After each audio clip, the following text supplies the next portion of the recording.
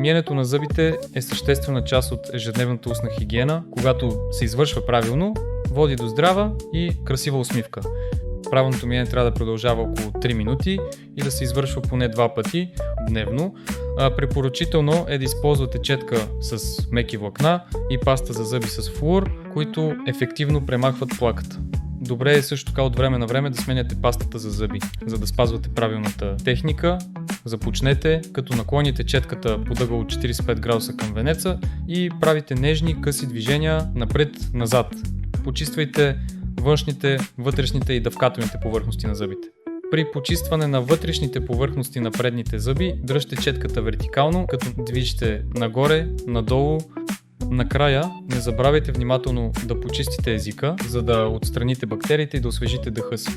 Сменяйте четката за зъби, когато започне да се износва, или на всеки 3-4 месеца. Добре е също да я подменяте след боледуване.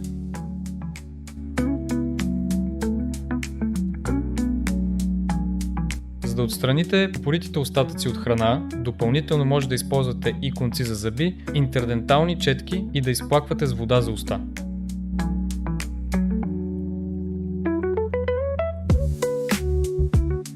Поддържането на редовна орална хигиена е едно от най-важните неща, които можете да направите, за да запазите зъбите си чисти от бактерии и да намалите риска от кариес.